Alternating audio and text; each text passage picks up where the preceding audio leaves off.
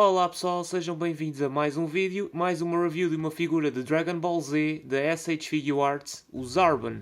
Recentemente recebemos o Dodoria e agora temos o companheiro de equipa do exército do Freezer, o Zarbon, que é um personagem que tem algum carisma na altura em que ele apareceu em Namek, principalmente por causa da transformação que ele tem. Eu espero que eles lancem uma figura da transformação dele, que ele basicamente vira um monstro.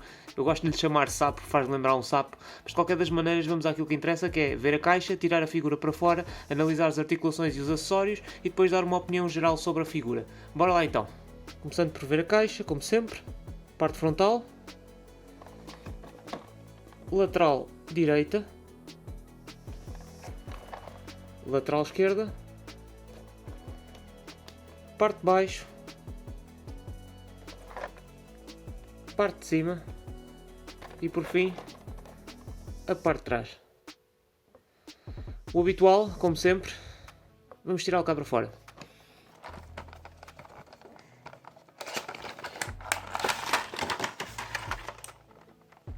E cá está. Então o que é que ele traz? Basicamente tem, começando ali pelos acessórios deste lado, tem o Scouter, ok? Scouter que para se colocar devemos ter que tirar a orelhinha, como tem sido habitual nas figuras mais recentes.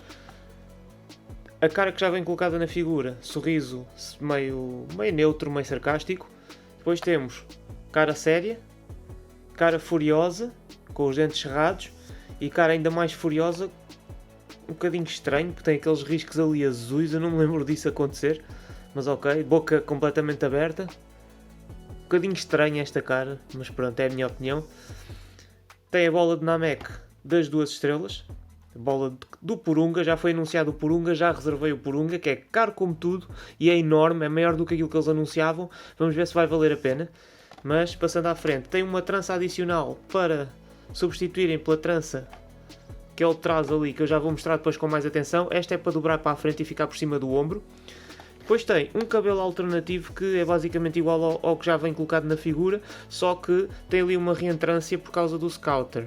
Se vocês quiserem pôr o Scouter na figura, tem que substituir o cabelo, porque este aqui não permite encaixar muito bem. Este tem ali uma folgazinha que mal se nota. Este cabelo tem esta parte um bocadinho mais funda do que o outro.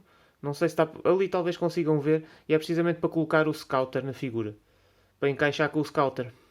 E por último só falta as mãos, como sempre os punhos cerrados colocados por defeito na figura. Depois, mãos alternativas, temos mão completamente aberta para lançamento de ataques de Ki, 2 mãos semi-abertas, como se estivessem a segurar algo, provavelmente serão estas 2 mãos que devem segurar a bola de cristal. E depois temos 2 mãos com os dedos esticados, em espada, Karate Chops, como chamam os americanos. Okay? E basicamente é isso. A nível de acessórios, está porreirinho, não traz nada de transcendente, traz o essencial, basicamente. Okay? Vamos agora ver a figura em si, bora lá. Quanto à figura em si e à apresentação dela, bom, as críticas que eu tenho feito às últimas figuras todas faço também a esta. Excelente apresentação, excelente detalhe, boas expressões faciais, bem esculpida. Mas depois, a nível de plástico, a nível da qualidade e da apresentação, é muito básica. Isto é plástico muito básico, muito uniforme, sem qualquer tipo de tratamento, sem qualquer tipo de sombreado ou de textura. É basicamente plástico de uma cor uniforme e pronto. O que parece que a figura acaba por ser mais barata e de menor qualidade do que na realidade ela tem. E acho que a Bandai tem de se preocupar um bocadinho mais em trabalhar a apresentação destas figuras. Eu sei que isto depois tem uma contrapartida que elas encarecem. Pá, mas acho que está na hora de evoluir um bocadinho aqui, digo eu. A cara está bem conseguida, o cabelo é um bocadinho básico demais na minha opinião. Pá, mas está uma boa figura, apesar de tudo. A capa, como podem ver, excelente textura. Parece mesmo uma capa de tecido, plástico é sólido, é rígida, mas consegue retratar bem uma capa, está bem conseguido. Ora, a maneira que temos de substituir a cara e colocar outra, se quisermos com o Scouter, o que é que a gente tem que fazer? Basicamente temos de puxar esta parte da frente do cabelo. Por norma, a cara vem atrás, não é suposto, são peças separadas, mas por norma ao tirar elas vêm juntas. Okay? E a seguir pegamos noutra cara qualquer, eu vou buscar esta, que eu achei piada esta cara, ele zangado com os dentes cerrados. E depois temos de tirar a orelhinha, que está encaixada por um espigãozinho ali. Isto é tudo muito pequeno e é preciso bastante cuidado a tirar esta peça, porque o brinco, ali a zona que ele tem do brinco, é muito frágil. Eu há bocado, ao tentar retirar pela primeira vez, comecei a arrancar pelo brinco e quase que parti ao brinco sem querer, mas ele é flexível, portanto não aconteceu nada, mas é um risco, ok? É preciso cuidado. Então a gente tem que tirar isto com jeitinho. E pronto, a orelha. E todas as caras alternativas permitem retirar a orelha para substituir pelo Scouter. A seguir, a gente pega no Scouter, que tem um espigão que encaixa no mesmo sítio da orelha. Está feito. Agora, colocar no mesmo sítio da figura. Primeiro a cara. A seguir temos de buscar o outro cabelo.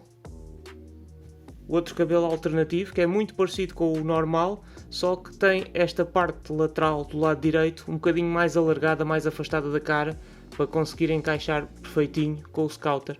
Okay? E fica algo deste género. Como podem ver, impecável. Então vamos passar para as articulações da figura. Como sempre, começando pela cabeça. Ele consegue olhar muito bem para baixo, muito bem mesmo. Depois quase não consegue olhar para cima por causa ali da zona da trança e do cabelo bastante volumoso atrás. Okay? Consegue olhar para um lado e para o outro com a maior das facilidades, tendo a única limitação, a trança, novamente, quando embate na ombreira, ele deixa de conseguir rodar, mas mesmo assim já faz um bom trabalho. Roda bastante bem. A trança também é articulável, tem uma esfera 360 graus, permite dar liberdade de movimentos ao cabelo, para não obstruir com a movimentação da cabeça, o que é excelente. Nível das ombreiras, só consegue levantar e voltar à posição normal. Não tem aquele espigãozinho que algumas figuras trazem, que permite rodar para um lado e para o outro também, o que para mim é mau, portanto eu prefiro isto assim, porque acho aquele espigão muito frágil, já expliquei isso em vídeos anteriores. Quanto ao braço, ele consegue subir o braço muito acima do ombro, da linha do ombro, que é excelente. Tem uma esfera que permite rodar o braço a 360 graus. E depois tem a habitual articulação em borboleta para trazer o braço para a frente, que funciona muito bem, quase consegue cruzar o braço à frente do peito. A única contrapartida é esta folga que ele ganha aqui atrás, que fica muito feia, quase dá para ver o interior dos esqueletos ali das articulações da figura. Mas pronto, é uma consequência, nós não temos necessidade de puxar o braço tanto para a frente, portanto podemos deixá-lo um bocadinho mais atrás e já fica tudo muito bem. Portanto, não está mal não senhora. Temos a articulação circular na zona do bíceps, articulação dupla no cotovelo, que funciona relativamente bem, dobra mais do que os 90 graus, e depois aquela articulação no pulso, que neste caso é bastante rígida e é uma esfera meio disfarçada. Não é uma esfera de 360 graus, são basicamente uma combinação de pivôs. Mas ok. A capa também sobe e baixa, porque tem ali um ponto. Ele tem ali dois pigões, dá a entender que ela dá para encaixar, mas eu acho que eles colaram. Não tenho a certeza e também não quero descobrir para não ter nenhum azar. Ainda me dei ao trabalho de ver as instruções. Eu raramente me lembro que estas figuras trazem instruções. Fui buscar as instruções e não fala aqui absolutamente nada de retirar a capa. Portanto, eu não quis arriscar e vou admitir que a capa é fixa. Eu gostava mais que desse para retirar, só que infelizmente eles não fizeram a figura assim, aparentemente. Portanto, não há muito a fazer.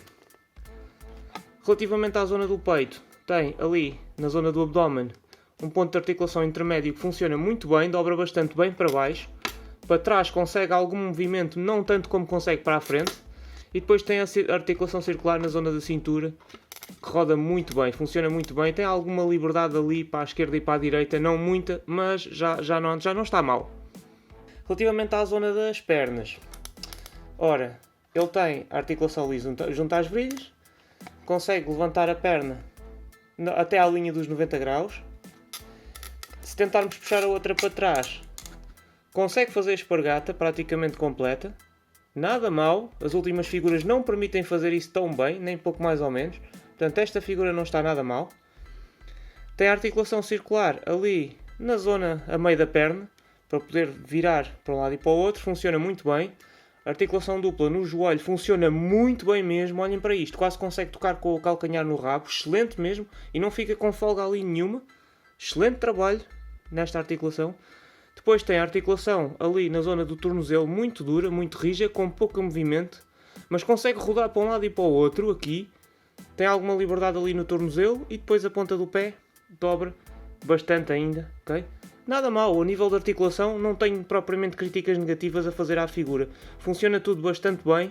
E finalmente temos aqui a equipa do Freezer na sua primeira forma, com os dois guarda-costas, o Dodoria e o Zarbon. Há muito tempo atrás, quando eu comecei a colecionar estas figuras, há vários anos, eu não esperava que eles viessem a lançar estas duas figuras tão cedo, porque a verdade é que a linha da Bandai, da SH Figuarts de Dragon Ball, tem evoluído de forma muito lenta e muito incoerente. Ora lançam figuras da saga do Freezer, ora lançavam figuras do Dragon Ball Super, ora lançavam figuras dos jogos, e uma pessoa depois acaba por nunca saber se alguma vez vão lançar aquela figura secundária ou o que é que irá acontecer no futuro. Nunca sabemos.